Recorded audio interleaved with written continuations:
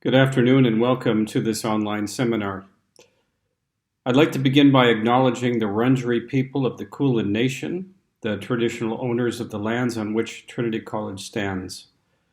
We pay our respects to their elders, past, present, and emerging, and we affirm our commitment and our prayers for the ongoing work of reconciliation.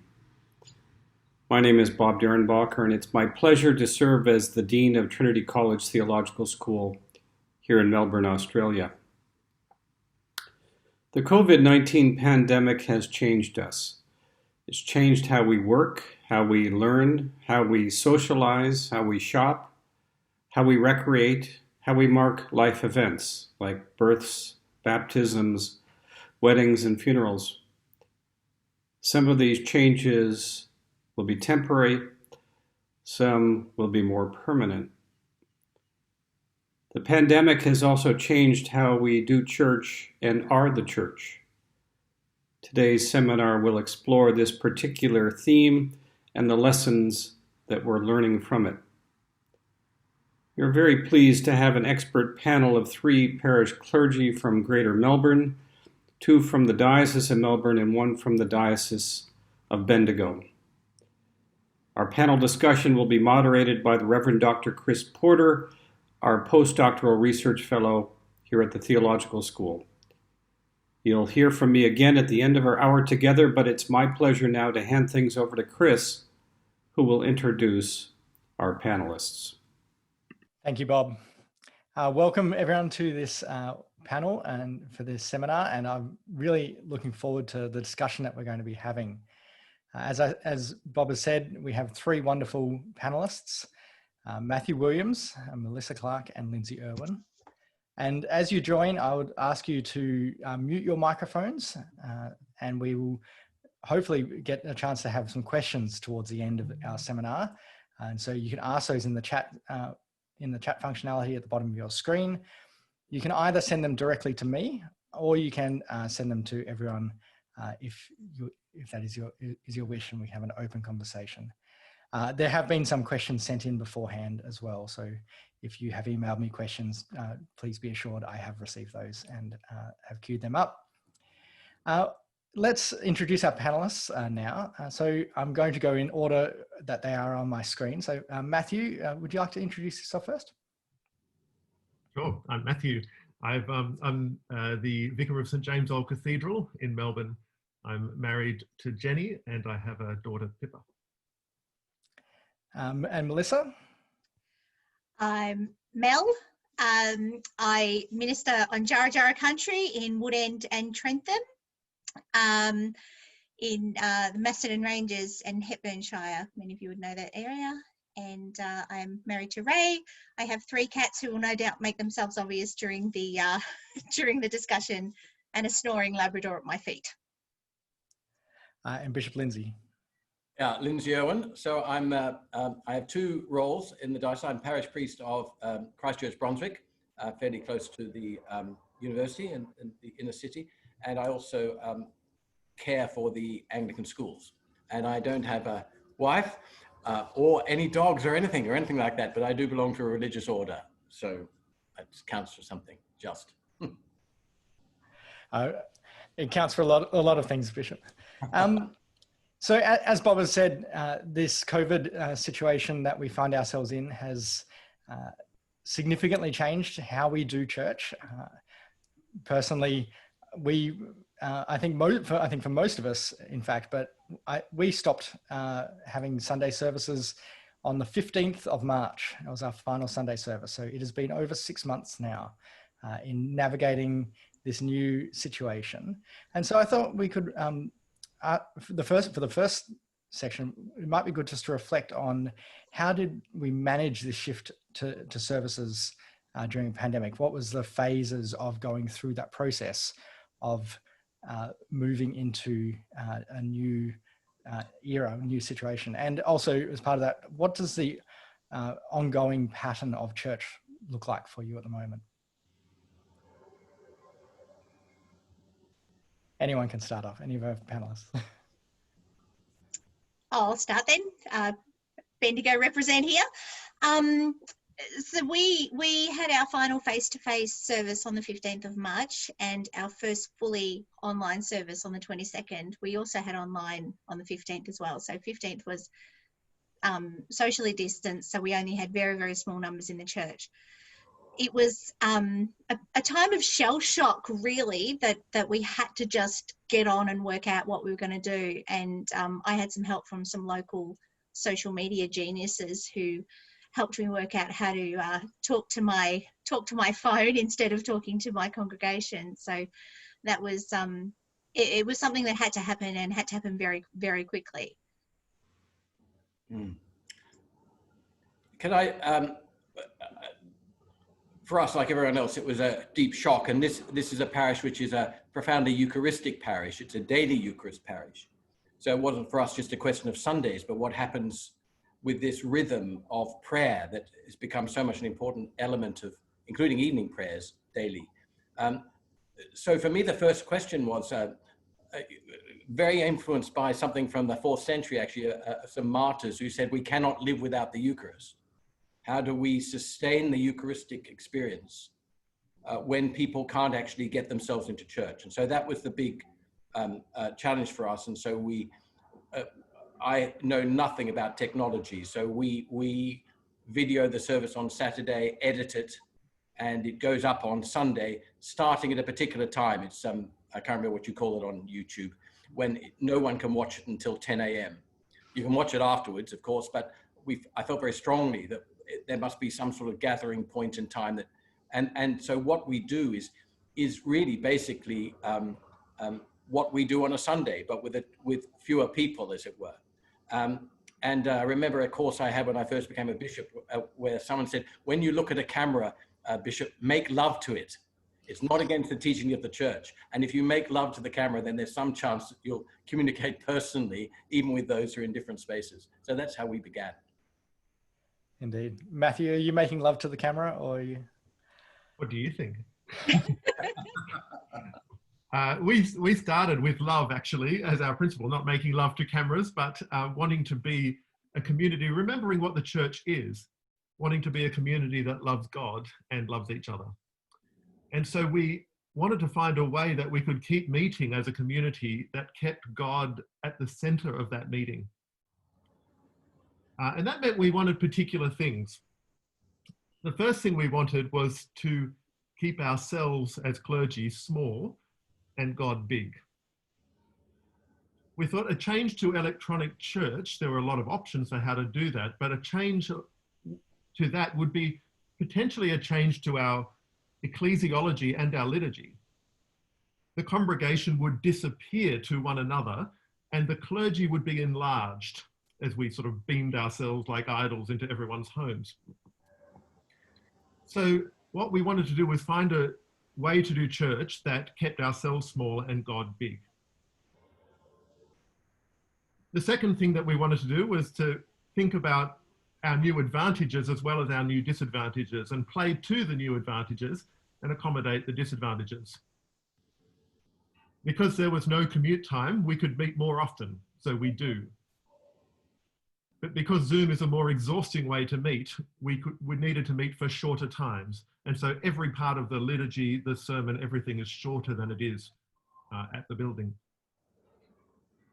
And our third big principle was to pivot all the way at once.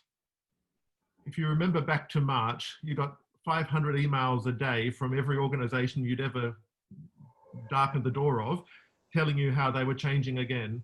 And then as the new restrictions came in, they sent you all a whole lot of emails again. So we didn't want to burden people with more changes every week.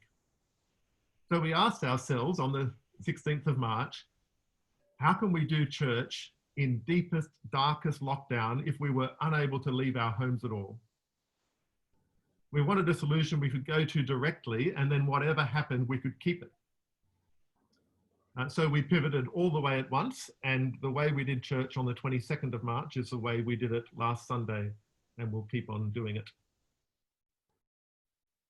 I think that's an important point, that we haven't overburdened people with changes all the time. We haven't changed what we're doing either, although being in regional Victoria, we've now got a couple more options than you do in Melbourne. But we have continued in the way that we've started with live stream via Facebook, and we've continued to have the Eucharist with that as well. And my thought with that was to continue as a way of not only being Eucharistic people, but also pastorally caring for people in which their situation all around them was changing, and that was going to be the one thing that was going to be consistent for them. So because the two churches that I look after are tiny little churches, and when lockdown point 1 finished, we made the decision to stay closed because we would have to turn away 3/4 of our people, because we'd still have to social distance, and in the sizes of the churches we wouldn't be able to. So we've got that same principle happening where we're not going to keep chopping and changing every week. We're going to we've continued what we began with back in March. What's been interesting from our point of view is how you do online a Eucharist and actually really have a sense of participation, because we know that the gathering is what the church does, and we all know that. And so we had to think long and hard, and one of the things we tapped into was the idea that one of the things that people could do was go for a takeaway. And so in fact we allow people to come and collect the reserved sacrament, and it's delivered to people's homes on a Friday or Saturday in preparation for the Sunday. Now, that's a stretching of what is the norm, but it seems to me within the bounds of a good exception. And it's been a very beautiful thing to have people turning up to take the sacrament to someone else, or turning up themselves in the midst of doing their shopping. And we just trust that they'll treat it with reverence. And also there's also the possibility of people making a spiritual communion. And so trying to make the Eucharist online participatory in the fullest sense, rather than people watching, as it were, has really been a major challenge, and in lots of ways, I think, a blessing, because people have had to ask themselves, how really important is it for me to receive this gift? Absolutely. It's been very, very beautiful in some ways.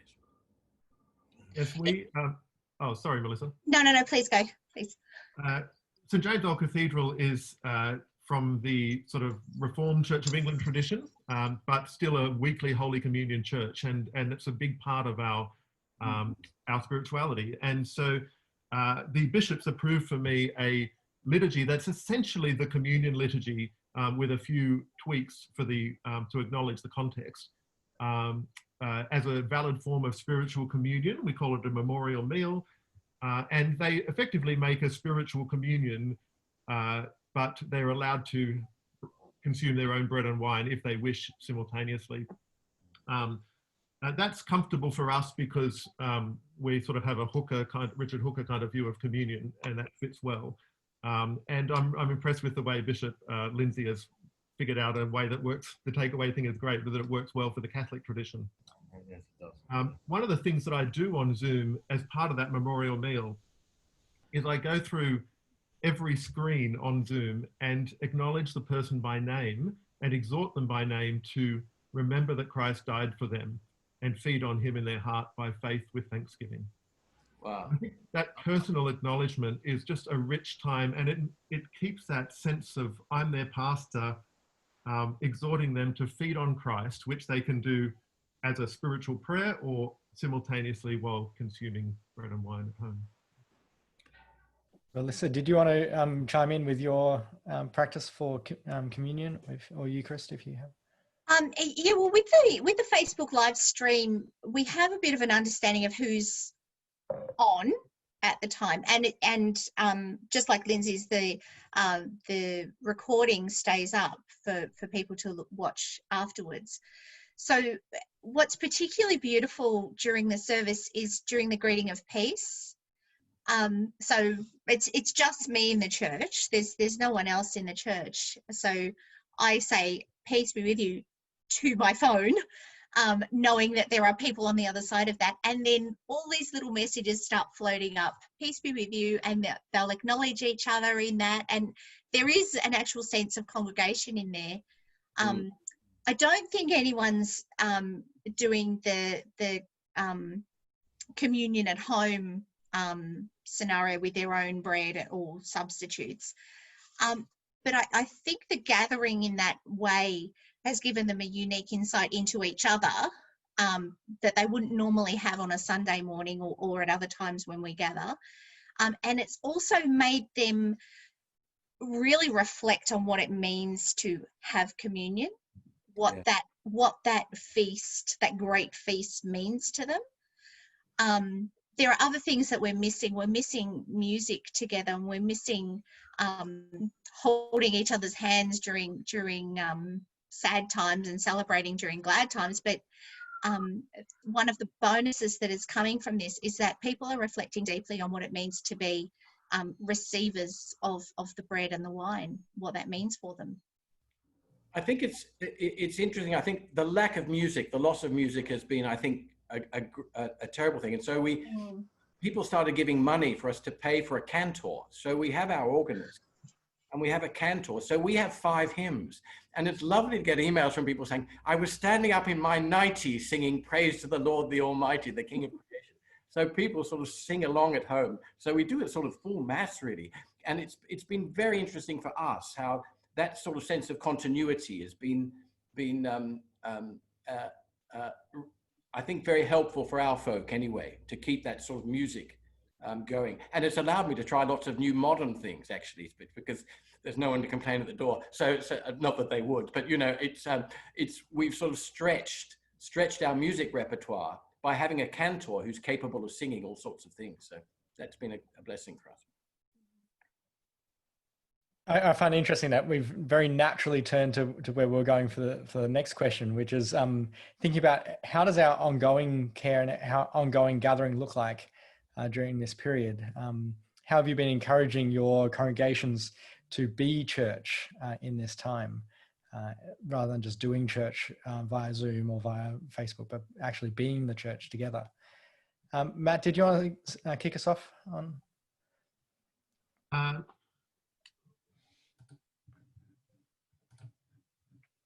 I think prayer is the ministry of the saints that can never be taken away from them.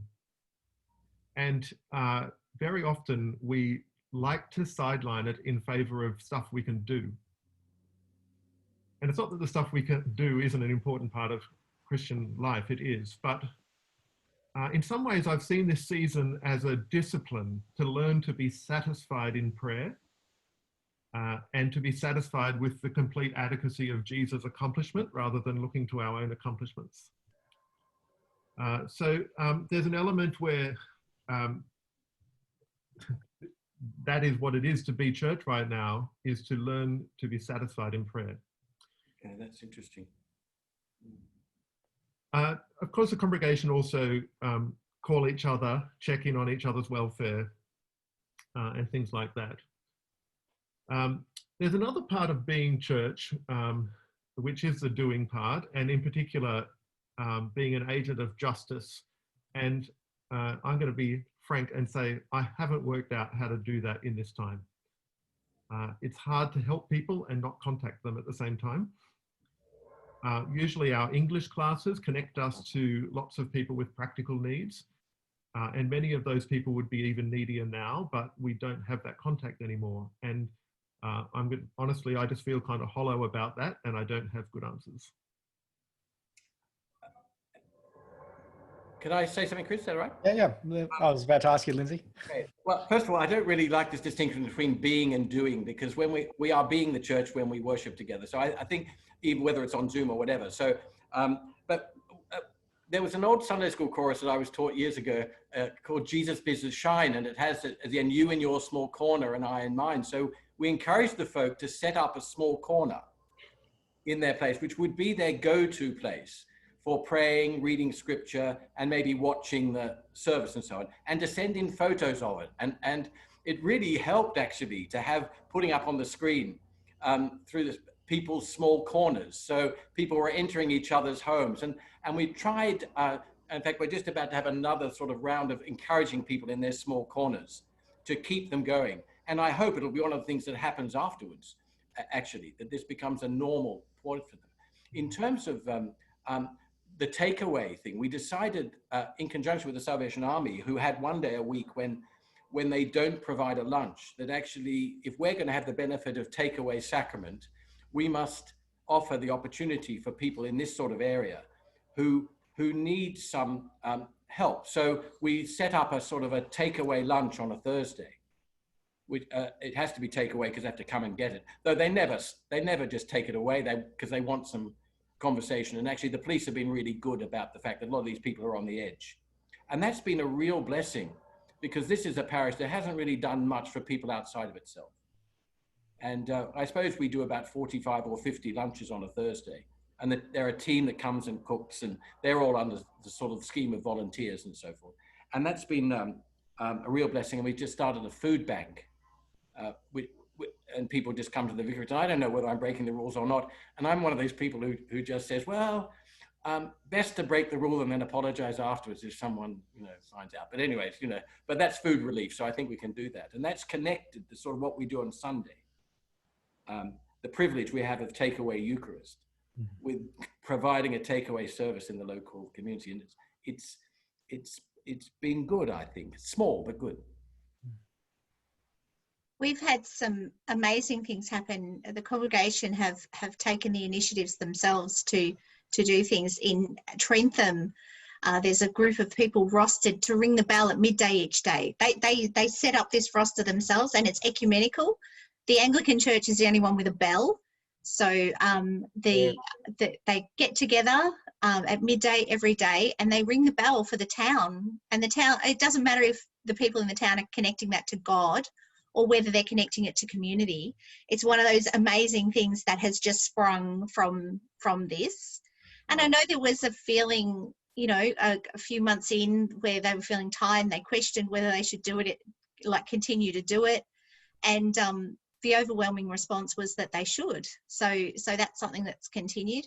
And in Woodend, we have a dedicated group of about half a dozen or so very fit and healthy people who walk, because we have amazing walks around here, and they walk and wave to people who are locked in their houses, high risk people who are locked in their houses, and some of them haven't left their homes since March.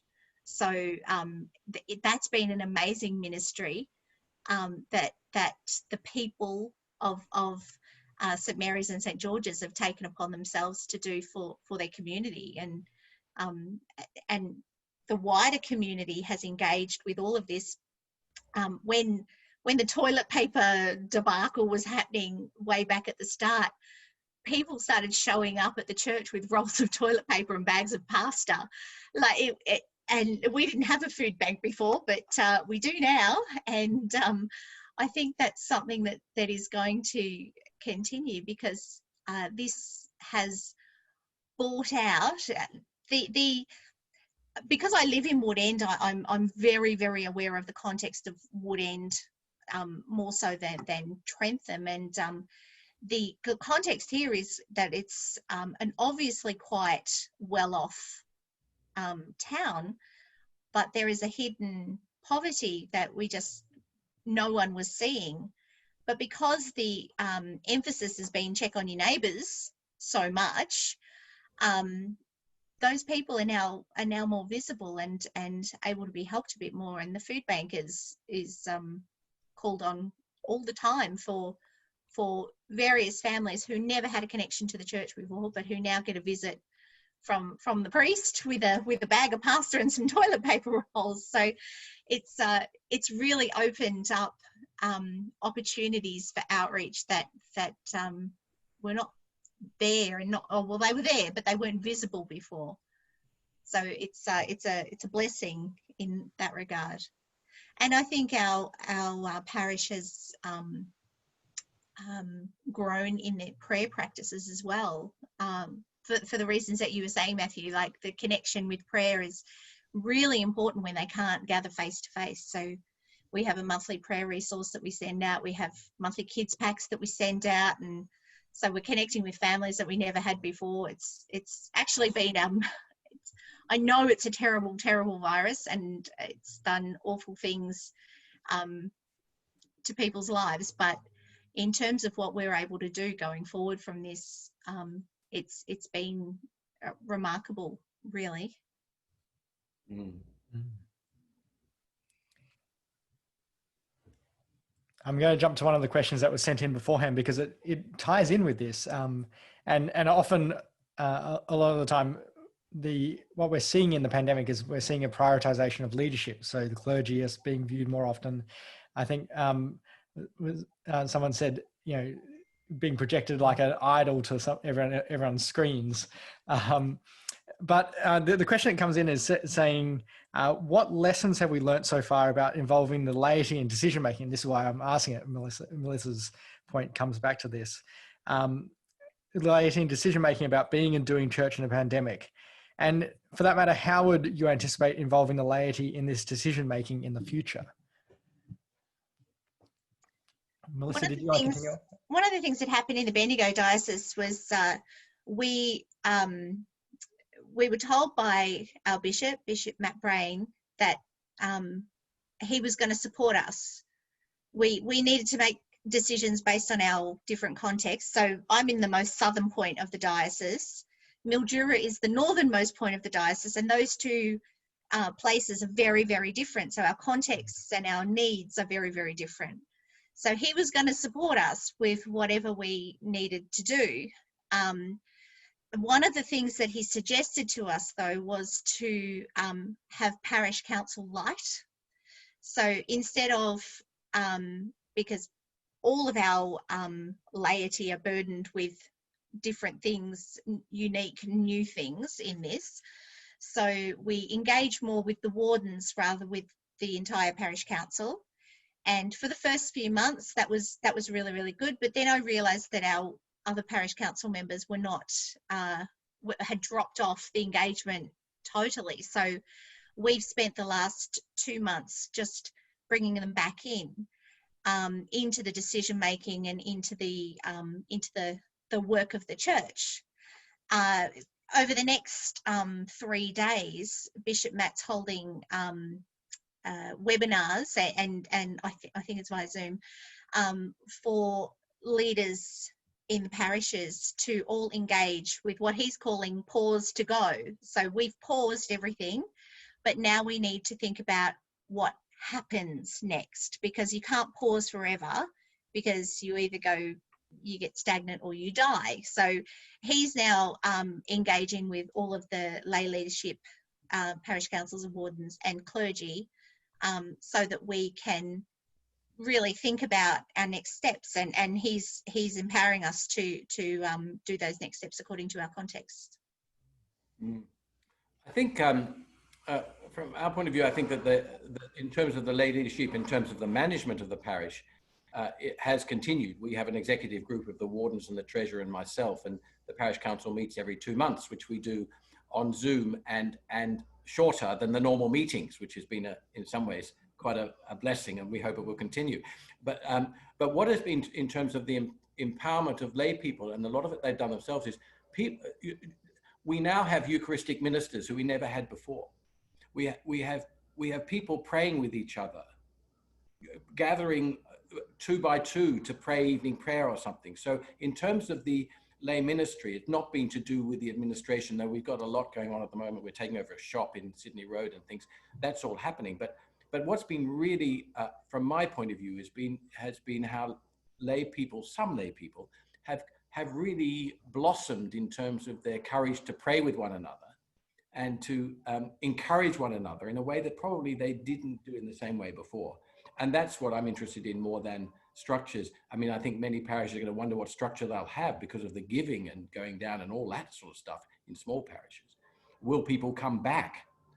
It's a big problem in England at the moment, I know from some of my friends. People just haven't come back to church when they've been able to. So all of that is ahead of us. But I think the lay leadership goes on, at least in our context.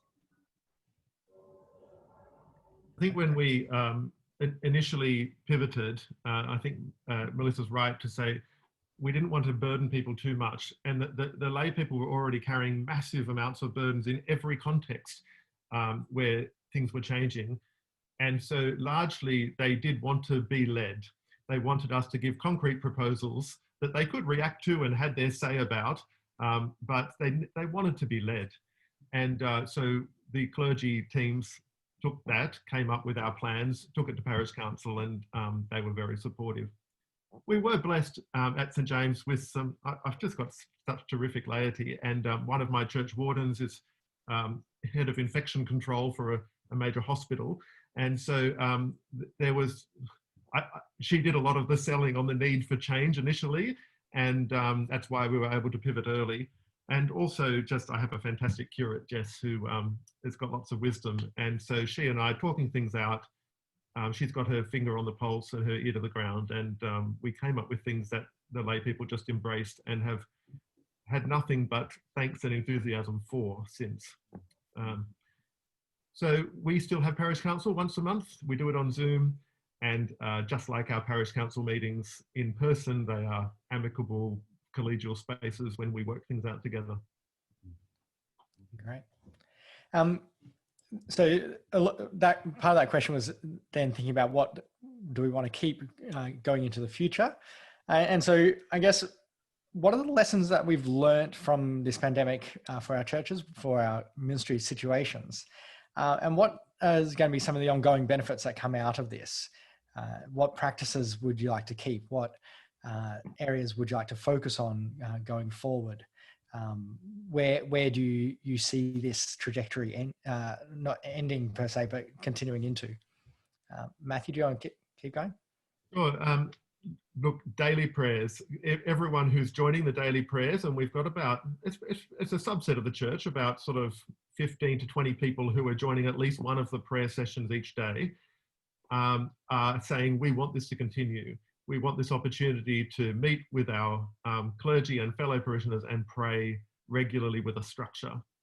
I think that's a great gift from this time, because it would never have happened if I'd said a year ago, I'm going to set up daily prayers on Zoom. They would have all said, I don't do that. You know, I don't do technology. That's a bit scary. But now they've all had to figure it out. It's okay. They know they can do it. And now they just really want that connection. They're never more than 12 hours away from another time to pray with their parishioners. And that's a great gift. We'll keep that. I think the other big gift from this time is that all churches, including ours, have teched up. And so we've not only, even though we're doing all this on Zoom, we've also commissioned all new sound system, microphones, and live stream broadcast capability back in the church that's being installed. So when we do go back to church, people will not have to lose connection with us if they're sick or away or move to a nursing home. Right now, we have a 60-year parishioner, as in she's been coming to our church for 60 years, who is in a nursing home with Parkinson's, and she's only been able to come for the last decade a couple of times a year when her daughters were willing to bring her. And now one of the nursing home staff is setting her up with an iPad every week, and she's joining us for church. And that's just wonderful, you know, that we can bring those people back in and they can stay with their familiar church family right through those phases of life. I think one of the things for us that's happened is that alongside the Eucharist, we've been developing teaching material that's gone up online. I'm just in the middle of doing a series on the Eucharist, and Katie, my curate, is doing a series on the book of Exodus at the moment. And that's getting quite a lot of response. And I think that probably is something that I can't really see what we'll be doing on Sunday mornings, because there is such a difference between presenting worship with the congregation present and those who are not present. I'm not convinced yet about that. Maybe I need some more teaching about it. But I think that the ongoing online teaching ministry is something that we will be able to develop just because we are the people we are here. I love Matt's idea of the idea of people meeting on Zoom to pray.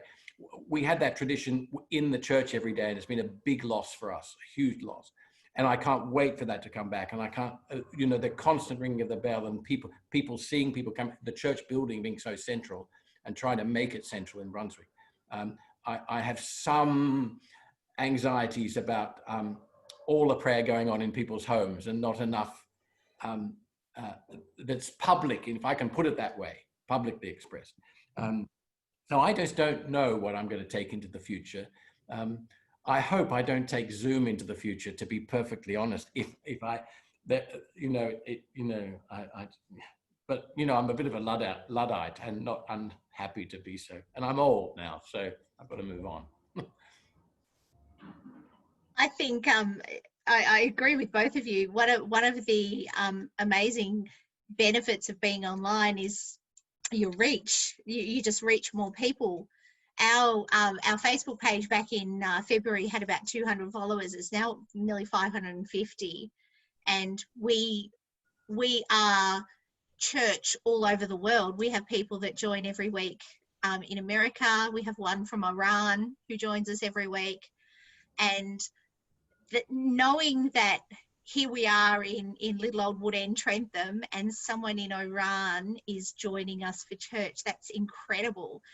And one of the people in America also joins for morning prayer on Monday mornings. So we feel very blessed, and that is something that we know already that we're going to have to continue. So one of the dangers of when we come out of lockdown, when God willing there's a vaccine and we all find our new way of being, is that the work that we've begun during lockdown is going to continue, but the old work is going to pick up as well. So we are going to have to watch clergy workloads, I think, in that regard, because that there are going to be extra things. I don't think that we should have a combined face-to-face and online service. I don't think that works very well. I think the to use Bishop Lindsay's terms, making love to the camera can't happen when you have a crowd of people in front of you. So we're going to have to figure out different ways to do things, I believe, down the track. But one of the things that the Parish Council in Wood End Trentham have been talking about is lay leadership of morning prayer. So I know that there are some parishioners who are on. I could see a few of them on now. And they don't know that. They don't know that that's something that we're talking about, but we are. And I think that is going to be a benefit. We've also had, for the past 3 years, we've had the what used to be known as the Trinity certificate, but is now known as the Australis certificate. We've had that running as well. And the last 6 months has been via Zoom, which has been great. It's focused our conversations a lot. I mean, we miss gathering around a pot of tea, but we've managed to finish the last unit in record time because our conversation has been quite focused, because we know that we we're looking at a screen, and like you, Lindsay, I don't want to do Zoom anymore after all of this.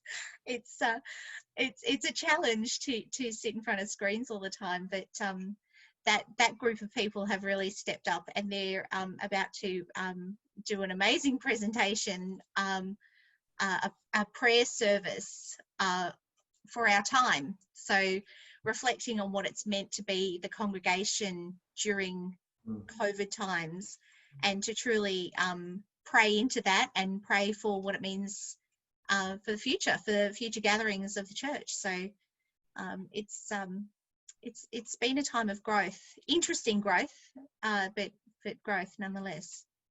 I think it's quite difficult to really know how people are reacting to the particular situation we're in, and how they'll react when we come out of it.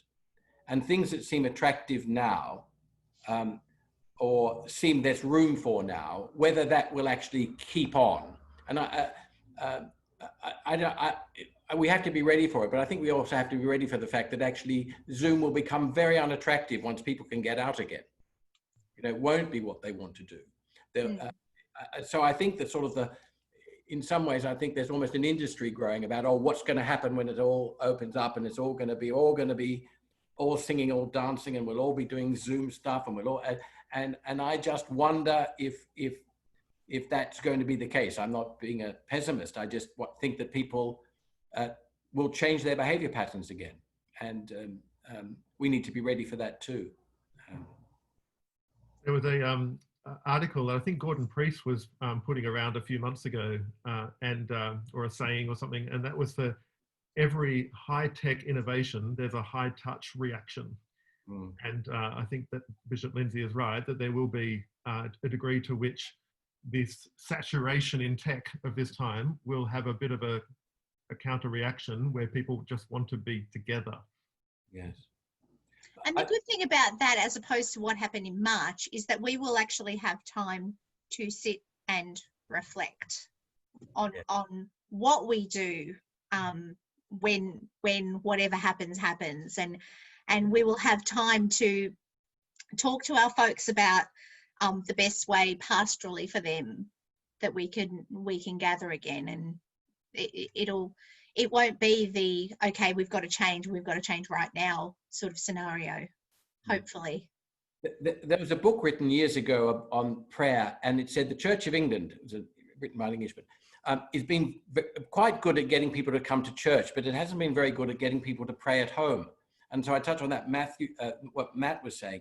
And from my point of view, what I hope will be ongoing is the small corners in people's homes, which requires won't require any technology. They won't have to Zoom anything.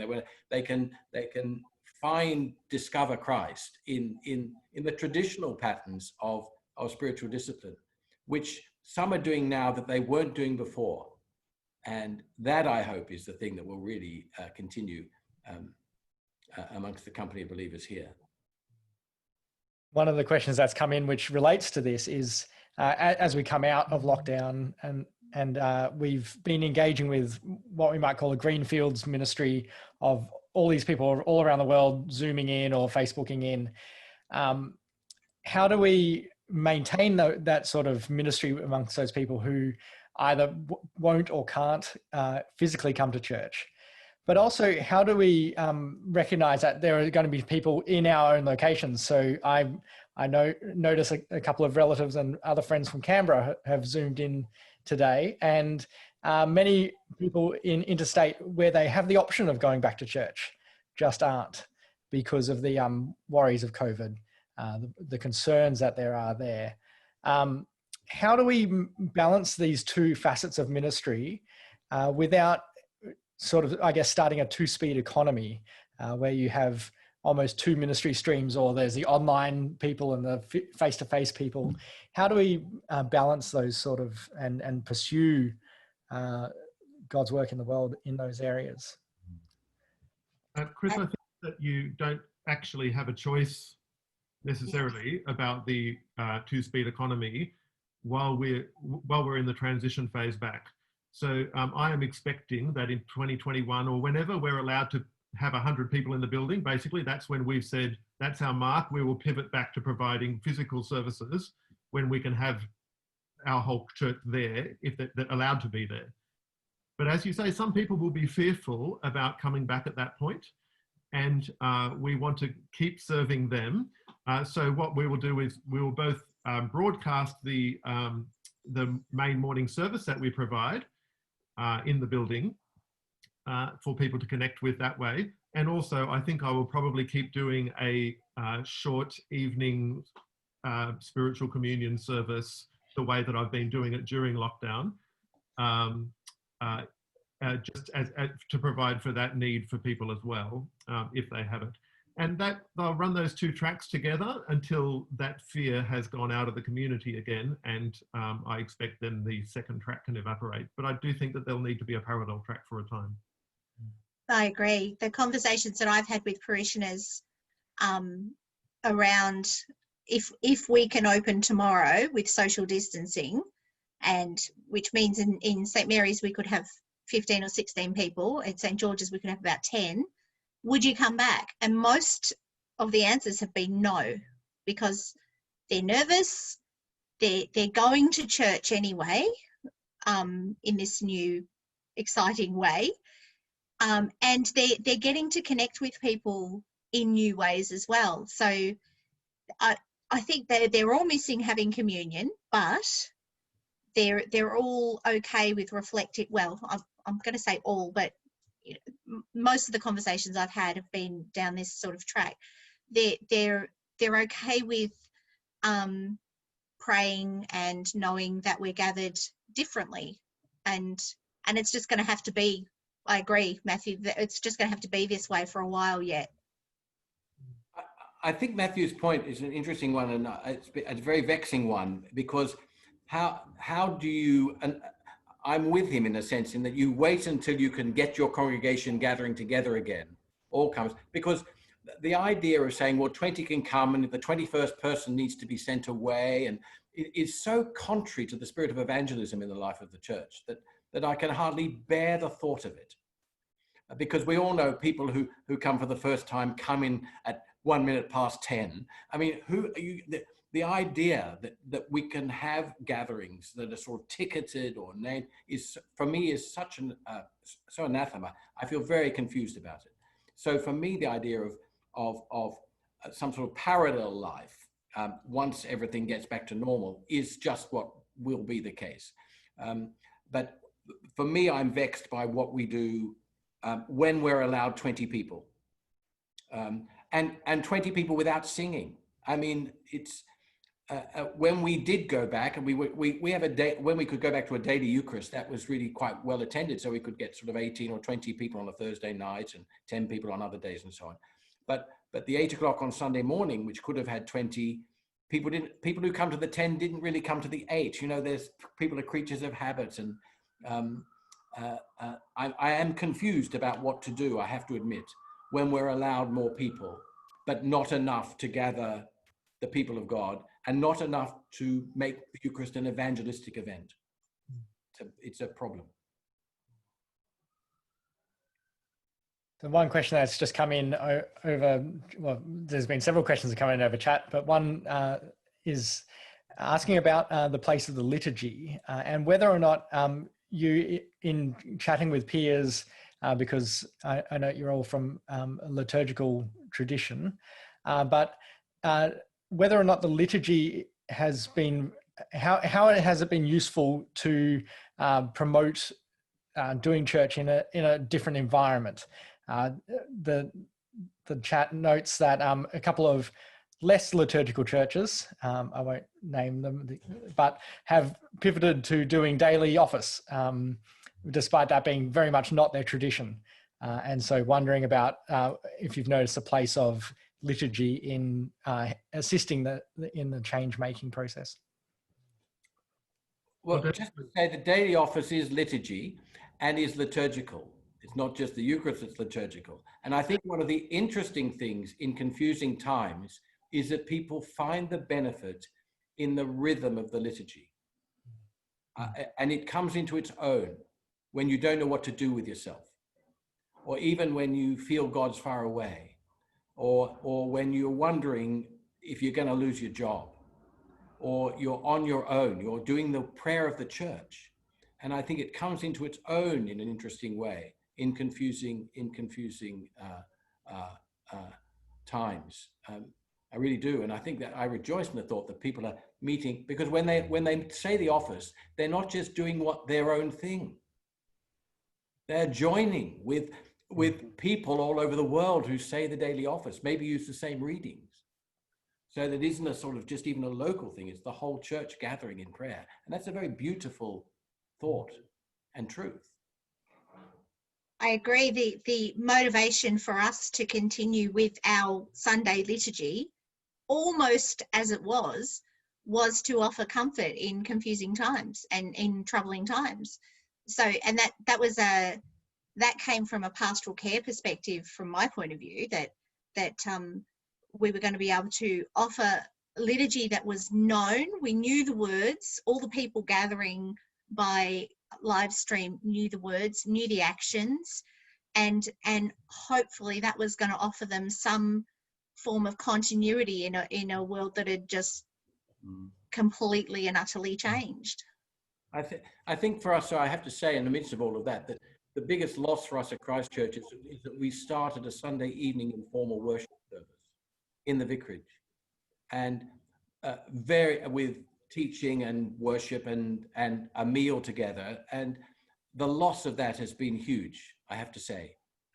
And I don't think I can do it online. It can't be done online because it was so interactive and personal and good and growing. And that for us is a really deep disappointment to have lost that at the moment. For us, I'm always a fan of liturgy. I'm an advocate for it, the cleanness and the efficiency of it, and just the way it decenters me as the priest and keeps God central. But I do think that you can put up with a lot of waffle in person when you're in front of someone that that you like and enjoy. But waffle across a screen is 10 times more wearing. And so I just think that the challenge for churches that usually have that much more free-flowing, spontaneous style is that it's just a different thing to listen to waffle over Zoom or over a telecast than it is to have it in person. And it does need to be cut back. Okay. I think we've got probably time for two more briefer questions. One has come in regarding the fact that lots of people watch things on their TV that is very sophisticated or very complex, multiple angles, cut shots, etc., etc. Do you feel the need to try and compete with production qualities? And if not, I'm going to add, if not, how have you decided to make those decisions about what production qualities, what engagement, and whether aren't there any experts who have been feeding into that? Our our production team is me and who I call the internet angel, a person in town who gave me a cord that I run from the modem that's behind me here across my driveway into the church to a modem that's over there, a portable modem. And I key my phone into that. It picks up the Bluetooth from the modem. I'm saying all these words. I don't necessarily know what I'm talking about. I don't have a tripod. I lean my phone against a 145-year-old candlestick. I light the candles because candlelight is very, very flattering. And that is it. There's no production team. There's no sound team. There's nothing. And I don't think there needs to be, because what is important is that the person who's presiding understands that they're using these words that are ancient words, that it's not about them, even though I've just said about flattering lighting, but it's not about me. It's about the words, the gathering people, and about God ultimately. So production teams and all that sort of thing is excellent if you can afford it, if you have the resources, but at the end of the day, I don't believe you need it. You need the heart for worship, and that's what you need. Yeah, I think that there's production and there's production. So there's the production that is incredibly slick with all the camera angles and doing lots of fancy things. And that is not necessary. There is a production that just means things are clean and not distracting and annoying, and that is kind of necessary. So I literally look the same at church on Sunday as I do to you now, right? I just look in my Zoom screen on my computer and I talk like this. I don't even have an extra microphone or an extra camera. That's okay, because what I'm trying to do is to be the same as everyone else in the church, to, as I mentioned before, to be the same size, the same scale, to not be over highlighted. At the same time, I don't want to have everything falling apart all the time, to have my connection be bad, to have constantly be restarting things. You want it to be clean so that people aren't distracted, which has always been the gift of liturgy too, is that the cleanness means it's not distracting, and people just look straight through it to the great God that we serve. And it's okay to be different to those slick things that people see on TV, because church is a different space. It always has been a different space. Every Sunday morning or whenever it is that you go to church, you take yourself out of the normal space and you go to this other space. So it's okay to be different. Yes, I think. Let me present you slightly now, I think, because my Saturday starts at 9 o'clock and ends probably at 8:30 at night or 9 o'clock by the time we finished editing. That's how long it takes for us to make a Sunday celebration. Because we film it and the people will joke when I say cut, that we're, and it's not because we're providing something slick to do with the standard of the liturgy. We have a small team. By God's grace, he sent me someone to live in this house who knew how to do these things. And so we film it and then we edit it and we include other images and so forth.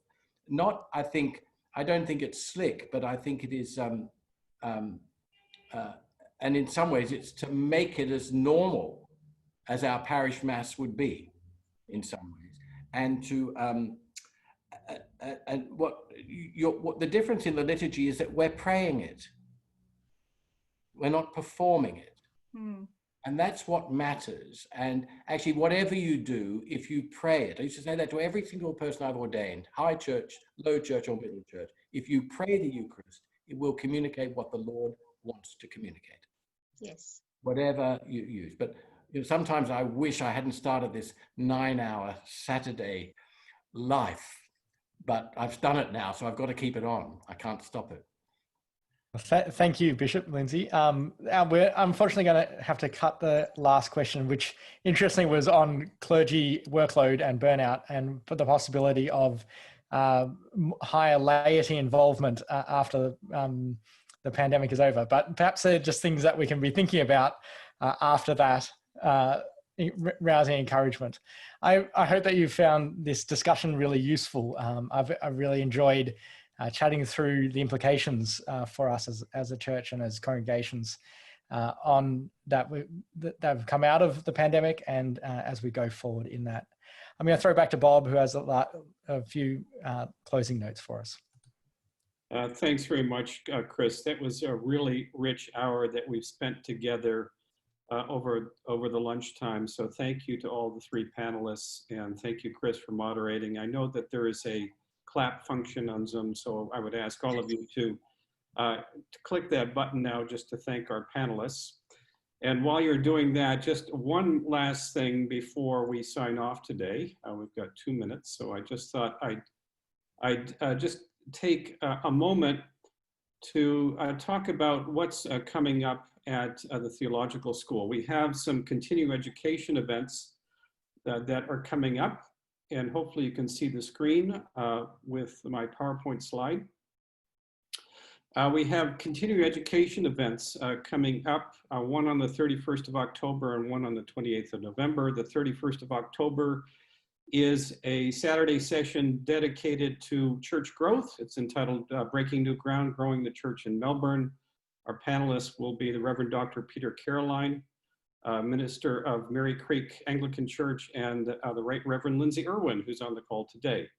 And it will be moderated by Bishop Kate Proud. That's from 1:30 to 4 on October 31st. And then in just about a month after that, we will have our annual lectionary session on a Saturday. And this will be looking at Year B, which is coming up, and studies on the readings from Year B. I will be one of your facilitators, as will Rochelle Gilmore, who is our Old Testament professor at the Theological School. That's Saturday, the 28th of November from 10 to 3:30. For more information, please email tcts@trinity.edu.au. And then finally, if you're thinking ahead to 2021, I think we're all thinking ahead to 2021 and hoping for a much better year than 2020. One of the things that will make 2021 a better year for you is if you think about taking some classes at the Theological School.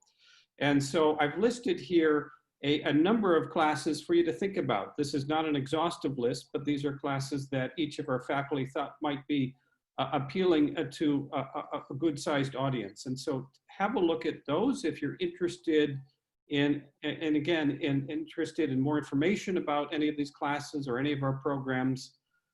Please email us at tcts@trinity.edu.au and have a look at those classes there. But again, Thank you all very much for coming today. It's great to see all of you. God bless you. And I think what we'll do is we'll end up today by saying the grace together, if we could. So together, the grace of our Lord Jesus Christ and the love of God and the fellowship of the Holy Spirit be with us all evermore. Amen. Thanks very much, everybody.